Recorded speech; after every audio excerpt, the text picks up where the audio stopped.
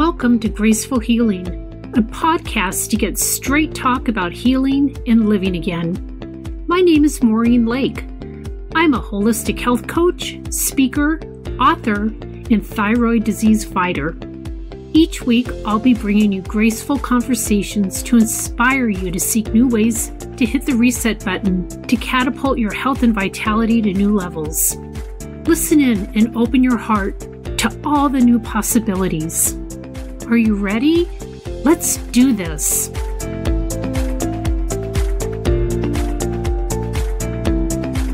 Hello, everybody. This week's interview is a little bit longer than normal, but Erin's story deserves the time and so much more. Before I get to her journey, I want to mention that you have a fun opportunity to receive a cool gift from Graceful Healing if your review is selected and read on air. Don't miss this really fun chance to win a free prize from a selection of very, very fun choices. All you need to do is download and review Graceful Healing this week, and thank you from the bottom of my heart for taking a moment for us. Like I mentioned, this interview is a little bit longer than normal, but you know what? I was so intrigued by Erin's story and her three daughters' journey back to health that it was worth every single second. It's no wonder that Erin and her family now live life to the fullest. Erin is a personal trainer, empowerment coach, motivational speaker, and an athlete. Red Tricycle named her Mom on a Mission, while Alameda Magazine awarded her Best Personal Trainer. Erin's daughters transformed every aspect of her life. I can't wait for you to hear her dynamic story from heartbreak to joy. Are you ready? Let's do this. Today, I'm so excited to share with you my new guest, Erin Kreitz Shirey. She has an amazing story to share with us, and I can't wait for you to hear it. But not only does she have an amazing story, I'm just blown away by reading her bio, the fact that she's a personal trainer, used to run her own TV show, was named Mom on a Mission by Red Tricycle, and all these other taglines that you have that are just incredible for a young mom on a mission, basically. So, Erin, can you share with us your personal story and journey about how you landed where you are today? And I know that your message is going to just reach so many of my listeners, and I can't wait for you to share it. Oh my goodness gracious. Well, thank you for having me. I really am honored to be here right now and to share my story and hopefully help some other people out there. And I applaud you for doing your own podcast as well, because I know that takes a lot of work. So thank you for the work that you're doing. Thank you. Because you're helping people out there. I'm a big podcast listener when I go running and hiking all the time. And so I applaud the efforts. I know it is not easy, but the journey behind it with sharing wonderful stories to help inspire others is quite a gift. So let's see, how did I get here? That's such a... I know, it's a very open-ended question. Okay. So I'll just give a little brief synopsis. My name is Erin Kreitz, as you said, and I am married to my husband, Jack. Actually, we just celebrated 15 years last month. And we have three daughters. Thank you. And we have three daughters, Mackenzie, Emerson, and Finley, who are 14, almost 10. My middle, Emerson, will be 10 in January. And then Finley turns 5, as she reminded me today, in 16 days. So she turns 5 very soon. She's on her countdown. It's really fun. But yes, I'm a mom to 3 girls who are amazing and wonderful and all, as I call them, my own inspirators. And I will get into that, to what that is right now. So I was born and raised in Alameda, California. It's an island right by Oakland in the San Francisco Bay Area. Mm-hmm. And I grew up in California. I went to high school, a great, awesome high school, which I loved, a progressive Catholic high school called Bishop O'Dowd in Oakland, and was around a lot of inspiring teachers and professors. And I love it because of the fact that I just was, from the day one, around goal getters, I call it, and just people doing good things. So as time progressed, I just knew I wanted to continue to do good. And so when I was in high school, I actually had an eating disorder, and I'm a middle kid. I've got a family that I adore tremendously, an older sister and a younger brother, and my parents, and they've been married now for 48 years. They just celebrated their anniversary after Thanksgiving. And I had an eating disorder, and I was an athlete. I've always been an athlete, a lifelong athlete. And I realized that I wanted to empower other girls. At that time, I thought it was teenage girls, and it gradually evolved over the years to women, but to develop their self-esteem through sports and not other ways, and not suffer the pain that I did, that I wasn't good enough at that time, that I wasn't skinny enough or tiny enough or whatever it was. And by being an outgoing person, though, of course, masked the challenges I had with my own body at that time, because of just being outgoing and friendly. And again, like, being a middle kid, to where I just love people to be happy. And so throughout college, so I got my degree in kinesiology and have been in fitness now actually my birthday's on Monday. So it's kind of crazy that I say that, because I mark it around my birthday. Now I've been in fitness for 23 years having been my first certification I got when I was 20. And so I realized in college, the whole thing was really developing self-esteem through athletics and continuing on with that journey. And I was in the college triathlon team. I got into triathlons at age 16. And they've been a saving grace for me ever since, because of the empowerment I felt, where I wasn't the best at each sport. And I'm a great runner, I'm a great swimmer, I'm a great cyclist. But when I blend them together, I'm able to take off with the endurance component and just the appreciation for each skill set. And I love it. And so I got into triathlons at 16 and raced for the college team. And as time progressed, just, fell in love with triathlon so very much. And after university, I went to Cal Poly in San Luis Obispo. And the joke was, it was a beach school, and I always thought that I was going to marry some surfer boy. And I ended up meeting my husband this all goes into the journey, quite honestly, at a dear friend's engagement party. We were in our later 20s. I was shy of 27 and had just come back from living in Boston. I met him, and this explains a lot of who we are, but on a bet. He challenged me to a game of foosball, and the winner bought the loser lunch. Unbeknownst to me at that time, I was agreeing to a date with him without realizing any which way he was going to get a date out of me, because the winner buys a loser lunch. I was like, okay, really? So anyhow, fast forward, we get married and have our first child, Mackenzie, and she was a blessed surprise and the most amazing gift. And I found out, actually, I was pregnant with her when I was training for a half Ironman. I was like, why am I so tired? And it's because I was towards the end of my first trimester, and I had no idea. So, wow. Yeah. So I was like, oh, that's why these long runs are so tiring right now. It's not my normal, I'm like, why am I so tired on this run? This isn't normal for a long run.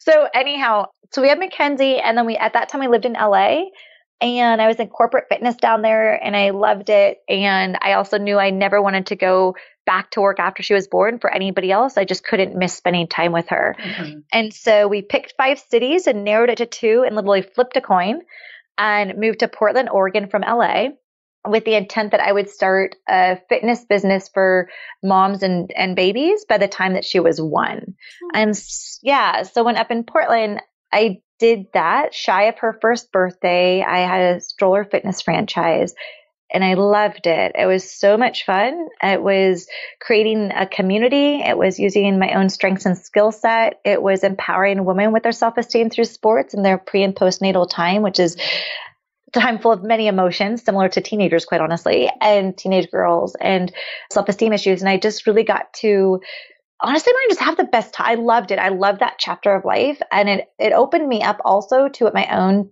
potential was in the leadership capacities, which I knew, but I didn't realize how much with being part of a franchise as well. So I became the director of fitness. I was, on the advisory board the whole time for the franchise. And I loved the business side of it too, the marketing, the business, the connecting of businesses together, and really creating that business community of supporting other female entrepreneurs, and was part of these founding mom-owned businesses at that time. Because again, this was 14 years ago, 13 years ago, 12 years ago, over that time period. Gradually, we progressed towards now. And it was a movement. It was so much fun because we were part of this mom-owned business movement. And I was able to facilitate a lot of it through my stroller fitness business.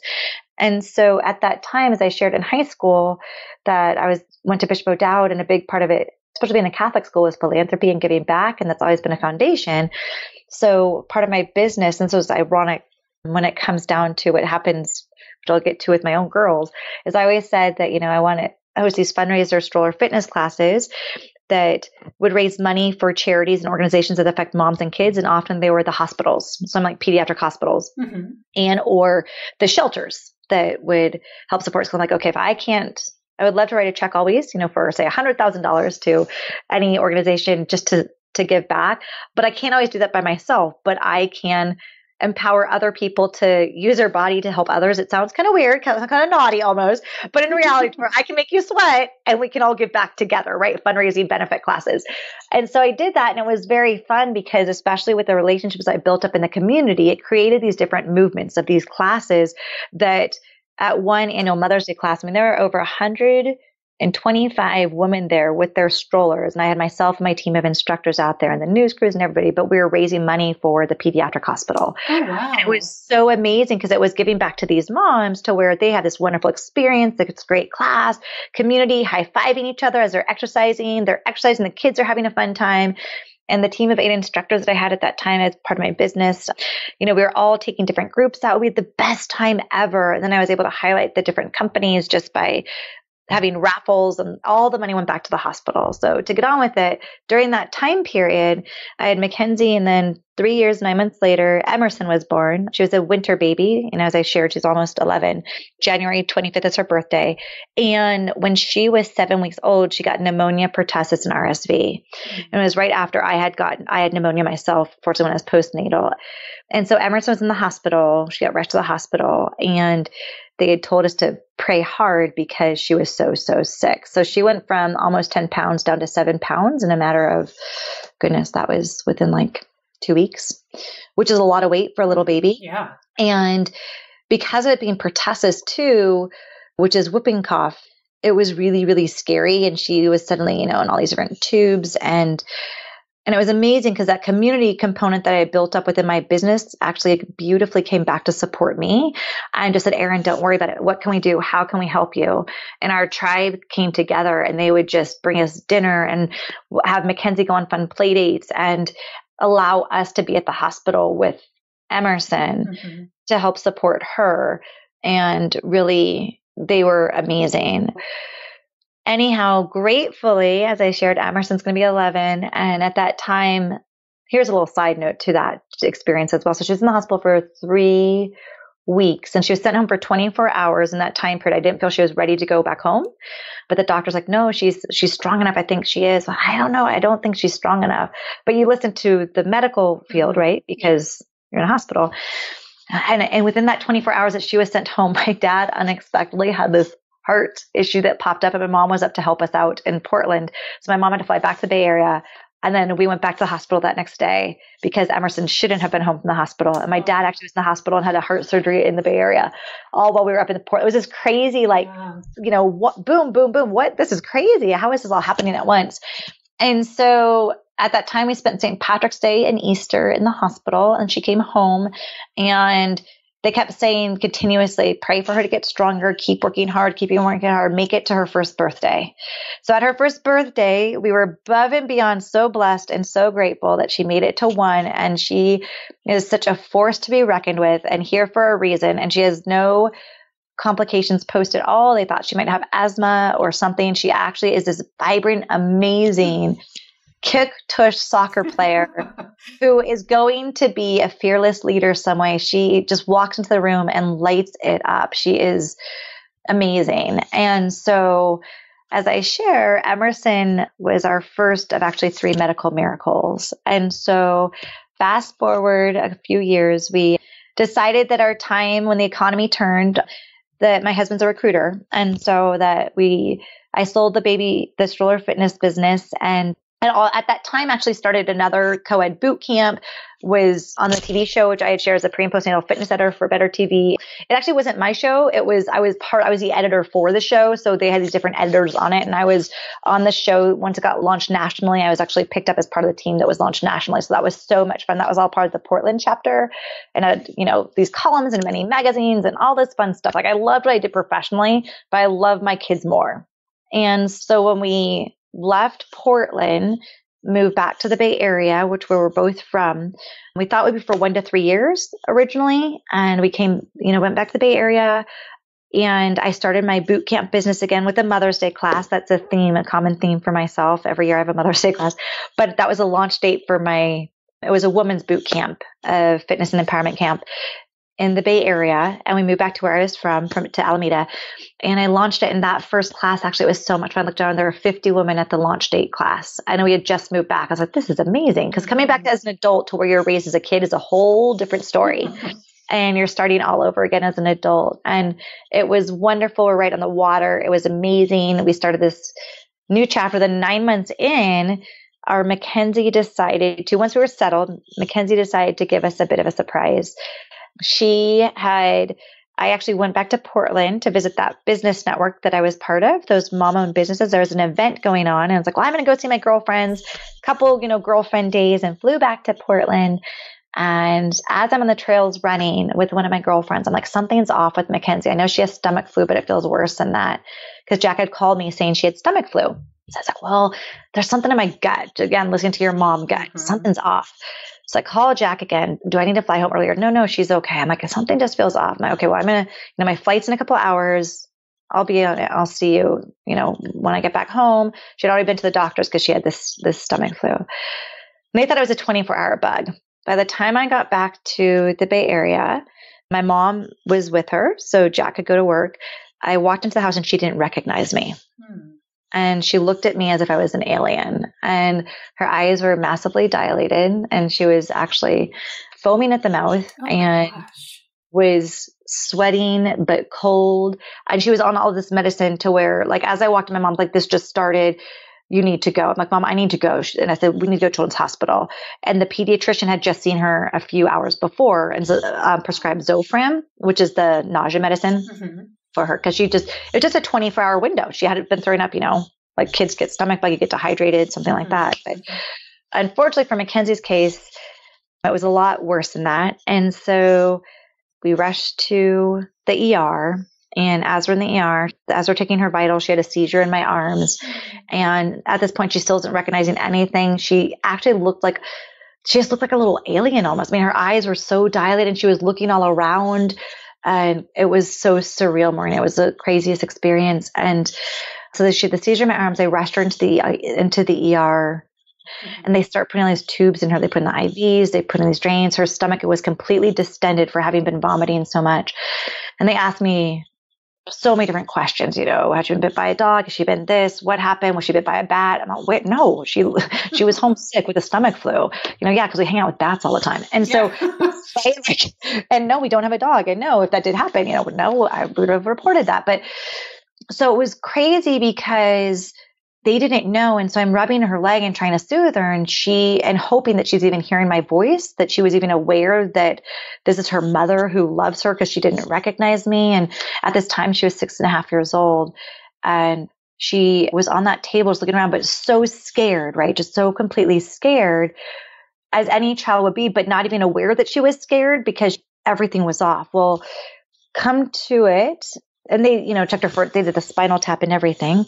And they kept calling for more and more doctors to come into the room because they weren't sure what was going on with this child. And then they started realizing that all of her organs had broken down and they were breaking down one by one. And so she was they put many different tubes and they entered an NJ tube, which is a nasal jejunum tube, which goes through your nose down and to feed you. And she kept vomiting continuously. And she had IV hooked up and they put in a PICC line, which is automatically in a different way to get fluids and medicine into your system. And after a while in that, they gradually transferred her to the ICU where she had her own spot, but was on isolation because of all the vomiting and them not knowing what was going on. So they would have to come in with face masks on and the coats, and only immediate family could be in with her at that time. And they were and this was children, it's a pediatric, one of the highest pediatric hospitals in the country because we're in the Bay Area too, which was very fortunate because of the medical care, but they didn't know what it was. And so gradually every day it was more and more labs and everything. And they found out that she had internal bleeding going on, just all these different things that you would never wish upon anybody, period, your worst enemy. And so she finally came back to recognize me 2 days later. So during that time period too, I didn't know, if she was ever going to recognize me again. What was going on? Did she have brain damage? Was she going to die? Because I kept saying, pray hard, pray hard. We don't think she's going to make it.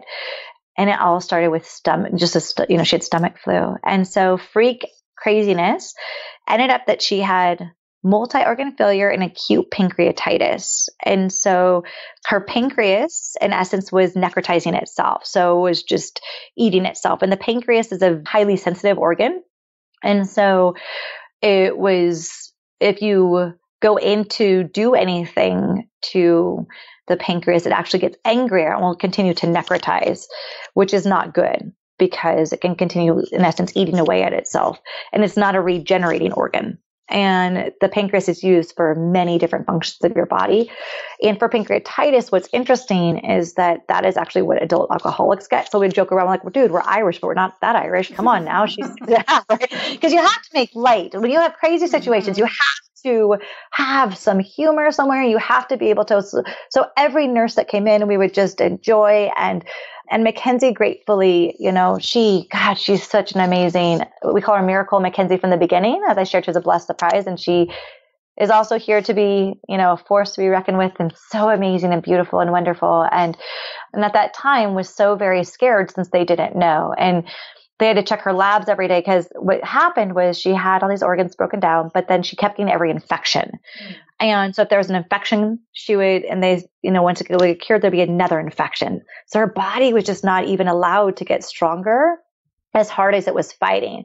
So she went from 55 pounds down to 32. Oh my God. And so fast. And my girls have all got strong tushies on them, I'm going to say. And to see her tiny little body, I was like, her tushy, oh my goodness, she's so skinny. I'd never seen my child so tiny. It was crazy. And her spirit, though, was the most amazing part to where all this was going on. And she would charm the socks off of anybody. She is our lawyer by nature. She's into fashion and makeup now, but she would negotiate any single thing when they're like, we have to do this lab. No, how about you do it after I watch this show? How about, she would just try and negotiate once she got her wits back to her again. And I was like, yes, that's the fighting spirit that you need though, to fight for your life right now, have this strength. And so at that time, she was at Children's Hospital and they didn't quite know what to do with the surgery because I'd never had a patient like Mackenzie before. And as they had revived back, her liver, her kidneys, her lungs, everything, as all the organs were gradually brought back, she developed a pseudocyst, which is a big, massive infection that was developed, and they needed to drain it from her pancreas. And so there's this procedure to be done to drain it into her stomach. And it's this massive procedure that they had never done at the pediatric hospital before. So they had referred us over to the adult hospital in San Francisco. And I knew though in my heart that I was like, let me just get a second opinion. I need a second opinion because nobody here has done this before. This is my child. We need to have a second opinion. So being an advocate for your kid is one of the most important things in the world. And so I advocate for her continuously, day after day after day.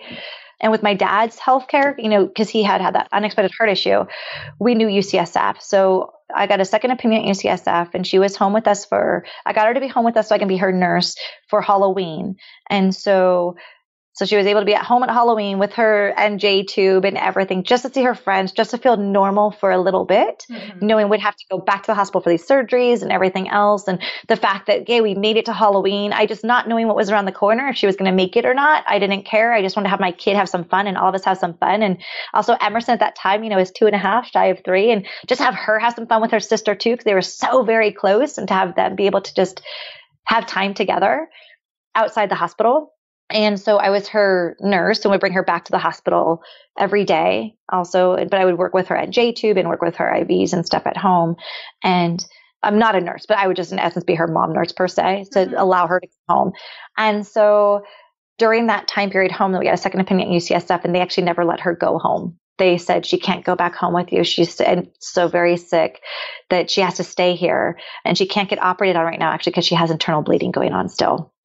So it was by the grace of God, because she were to have been operated. I mean, they would have done more labs before the operation at the adult hospital, and they would have found that out themselves. But heaven forbid if, she wouldn't be here now if that were to have happened. And so she stayed at UCSF in San Francisco. We went back and forth to San Francisco, and they hadn't done a procedure like this, but they referenced 2 other pancreas hospitals, pediatric pancreas hospitals in the country. And their specialist is one that worked with neonatal surgery. So while they're in utero, it's amazing, and helped with this procedure with Mackenzie. And she had the surgery done. And with her infection rate, unfortunately, it didn't take. So I had to go back in again and do it again. Mind you, this is a long-winded version for one kid. I apologize. But it was what happened during this time period was the fact that, one, it taught us never to give up. It taught us to embrace life's challenges. It was a Gaelic phrase that my husband took on, which translates to embrace life's challenges. So we say ELC. It taught us to make every day fun, regardless of how cruddy it is. So we would do hospital IV races with other kids down the hallways, like the other moms and I, like, let's go race down the hallways. We'd pull the kids in wagons holding their IV poles and just run up and down the hallways, just trying to have fun and have light of the craziest of challenges that you're faced with. And with Emerson, when my mom would bring her to the hospital, I would take off. And this is where the triathlete in me was so appreciative for having been a runner, as I'd go for long runs with her throughout San Francisco, over to Crissy Field to see the sea lions, just to escape, and sometimes just cry on the beach where nobody would know me, and just secretly pray to not go back. So as if this was my normal versus the hospital life being my normal. And it was very hard though, too, because the questions when running into people, when going back home to just get a change of clothes, and would flip flop who would spend the night with Mackenzie. Majority it was me, 75%, 90, 80% was about me at the hospital spending the nights, but sometimes Jack would as well on the weekends, so he could be there on the weekends, and then I could spend the nights with Emerson. On the weekends, Emerson lived with my parents at that time, so we could focus on Ken's. But we just wanted that downtime. It was so challenging. I have to say that I was running into people because, like, what happened? And also, what did you do? And they're so scared themselves, thinking since there was no answer. And the thing is with medicine is often there's no answer why something happens. It's not the why, it's how you get to the end result and making your life even better for that, whatever that is, and how horrible and challenging any situation is. Because medicine, there isn't an answer so often as to the why. You want the answer so it can let you know not to have it happen again. But, with Emerson, she was a winter baby, and we lived in Portland. A lot of people don't vaccinate. So that could be the case where she was 7 weeks old. So she had, hadn't gotten those 8-week vaccinations yet. So that's why she most likely got it somewhere, picked up somehow. I was very aware of her being a winter baby. With Mackenzie, there's no rhyme or reason. It was a stomach flu that somehow transpired into this. But it's how she was able to be so magical, and how we also had her life just try to be as best as it possibly was with every challenge. I mean, every single time that she was, every procedure, any single thing with it. And so, and Emerson as well, to make it fun when we were home with her, to just allow her to be shy of 3. And when she was scared, to allow her to be scared and ask questions, because they're so close. Why, my sister have all these tubes. What does it mean? Will she come home? Sure. And we didn't have those answers. So blessed for us, she actually came home right before Christmas. And fortunately, she has had a few complications since, but has been amazing, and is now almost 15. She's 14 and a half and a freshman in high school. Wow. And so it's amazing, because the fact that what that did, though, with her being at the hospital, is actually she is one of the kids in the founding team of a pancreas team that UCSF now has. They actually have a pancreas clinic at UCSF. And was asked to be on one of their boards to, help just provide answers. And she's fortunate that 14 now, she's prone, she's been prone to diabetes, prone to all these different things. So she'll never be able to drink alcohol as an adult or smoke or anything, which we don't want her to do anyway. I mean, alcohol, of course, but Smoking, no, not at all. And even marijuana, they used to prescribe medical marijuana to people with pancreatitis. And now they found it actually causes pancreatitis.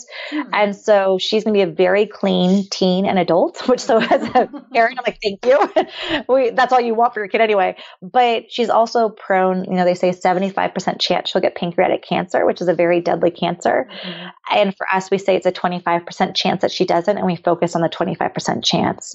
And so during that time, what was amazing we found out as a family is just how, one, the community, again, our community came out in full force to support us. We're so fortunate with family, friends, businesses, everybody. And it was amazing. And that we passed that on continuously to the hospitals, and that we learned how the hospital life, how it affects not just the child there, but every single person. I'm tearing up. I haven't talked about this for a little bit. Sorry. That's so unexpected. Totally unexpected right now. I was just thinking back. So it was at this time, years ago. But think about the family factor, that people often don't realize how it affects the siblings, how it affects the parents, everybody. So anyhow, we were amazed and blessed. And we knew we always wanted a third kid, but I had to get my own life back in order. And this is going a lot longer, Maureen, than I had planned on. I'm so sorry. Just one time I was like, oh my goodness gracious, I'm so sorry. And I know when I listen to podcasts myself and people are asked a question, they keep going, but you don't realize how your story though just evolves, And so I knew that I also wanted to, through that hospital time, just really get back and inspire women to take care of themselves so they can take care of everybody else, and to really own their time right now, and to also own their time with their families, to live their dreams and live their adventures. And so I stepped into some bigger goals again to get back into TV, back into that part that I'd said no to continuously because of Mackenzie and for fear of leaving her and Emerson and their and the what ifs if I were to be gone, because I was gone when Mackenzie got sick. And I started saying yes to some things. And then I was like, okay, once I said yes to a couple of things, it was the fall of 2012. Then I was like, okay, now we can get pregnant. And I found out I was pregnant with Finley, our third daughter, actually right after I had run this slow half marathon again, racing. And I was pregnant, and I actually had placed 8th female at that race. So I was like, okay, well, that was a great race to end on. That was a good one. And I was 8th female, slow half. And then I found out that I was 6 weeks pregnant. So, oh, this is great. So anyhow, Finley was born then December. So she and Emerson are almost 6 years apart. And people often ask if she was a surprise. I'm like, actually, she is the one that is so not a surprise. We need to have some normal downtime after Mackenzie was home to make sure that Mackenzie was safe, make sure that all of us as a family, to get our family life back to whatever the new normal was. And all we wanted was a normal, healthy child. And when Finley was 9 months old, because everyone's like, you want a boy? We're like, no, we just want a healthy kid. You have no idea. Yeah. Finley was 9 months old. Unfortunately, she presented different things and started vomiting continuously and couldn't keep her food down and started just, getting every infection on her son. A child would get a fever. She would be at 105. She was now the hospital. And they didn't know what was going on with her. And because of Mackenzie and Emerson, they tested her for so many different things, and including cancer, cystic fibrosis. I mean, all these different things. And yet she's this delightful little kid, would smile nonstop, but not able to. There's a medical term, failure to thrive. Yes. And you're like, right. And so that was Finley, yet she just looked tiny, and she was my tiniest baby, but there was they didn't know what it was off. And fast forward 3 years, a surgery, and many, being her advocate, find out what is it, what's next. And also never going, if they say take a test, never going to the extreme for the test, knowing they just have to rule stuff out. And that is a blessing in having gone through everything with Mackenzie, to where if they say you're testing for cancer, I'm like, okay, we don't know it's cancer until we get a yes. We don't know it's cystic fibrosis until we get a yes. We don't know it's this. So don't even think about the what ifs, because of the fact that it's a ruling out period. And so it doesn't mean it wasn't scary. It was very challenging, but to where, because of what we had gone through, I say Emerson prepared us for Mackenzie. Mackenzie prepared us for Finley. And by the time we got to Finley, we're like, okay, what's next? What's next? Just like a checkoff list. Okay, let's keep her healthy. Let's keep food down her. What's going on? So finally, a few years in, after another procedure, they went in and did a scope into her, and they found she has tons of eosinophils in her stomach, which are allergy cells, interestingly enough, that are normally around your throat. She has them all in her stomach. And so she is no dairy, gluten, or soy. and she may possibly outgrow this, but she has eosinophilic colitis, they call it.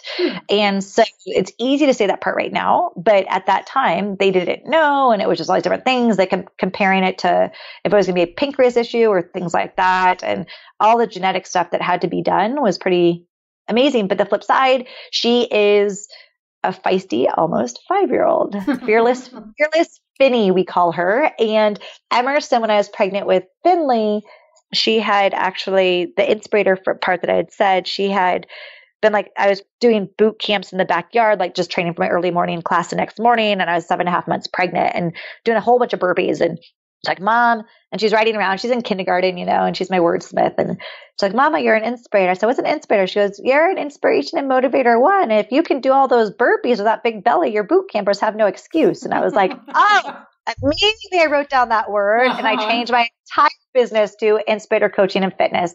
And the passion now is to inspire everyone to be their own inspirator. And so, awesome. Yeah, so that brings us now to the dream life part, to where we moved from the Bay Area to Boise last year. And we knew it was a 2-year process. Where are we moving to next? And we didn't know where it was. And we want to get back to the Pacific Northwest. And we want to both work from home because we know our time with our kids is the most precious thing ever.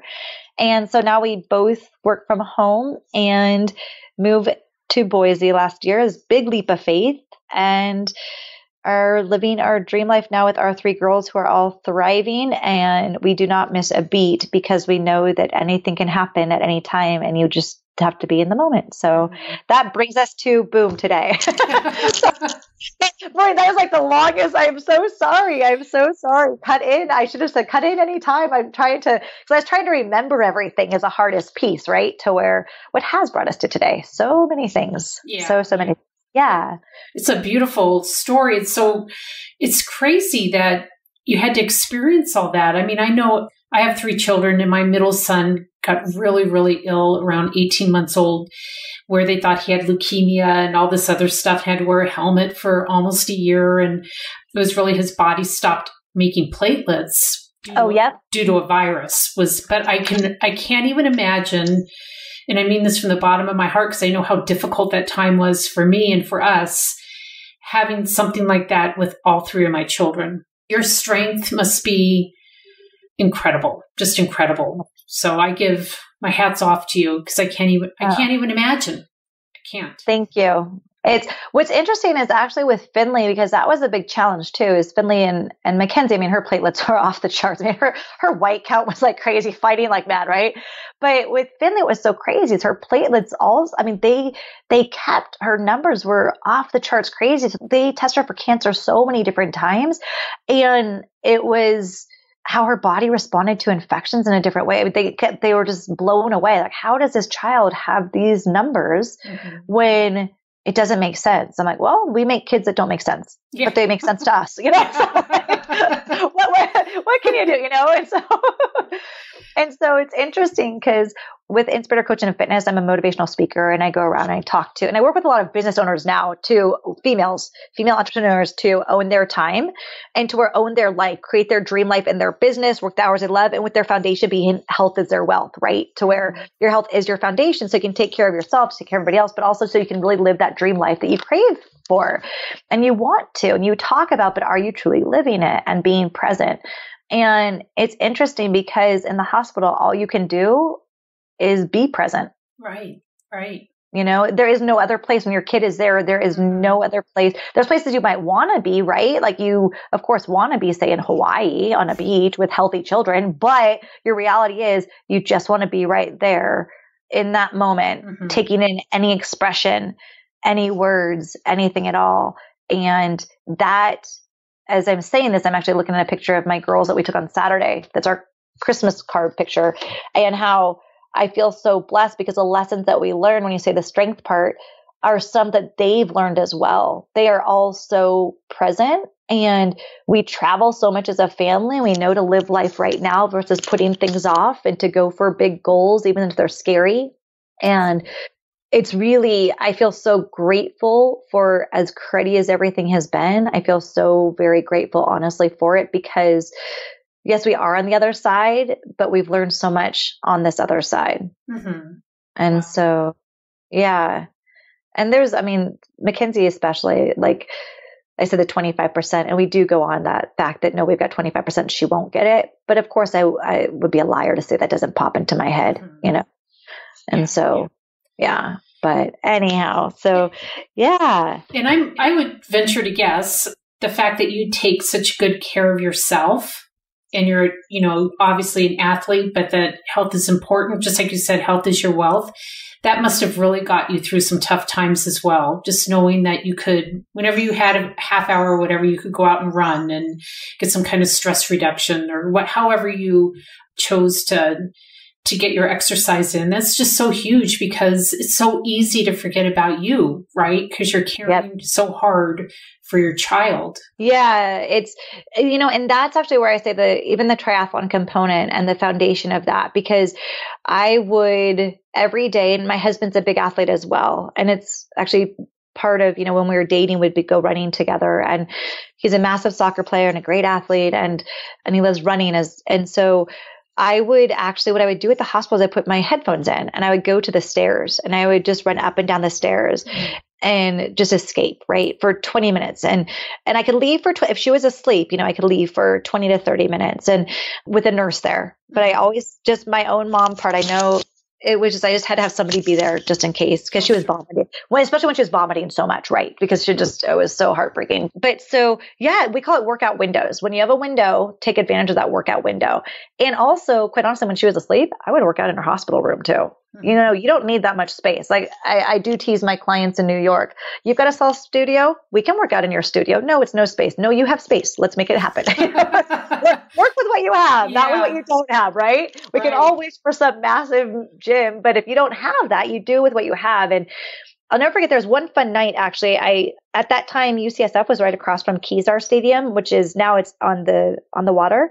But I went across to go run at the track and do stairs at the track. And my buddy actually from triathlon, he had a track practice going on that night with the city team. And I got to join them that night.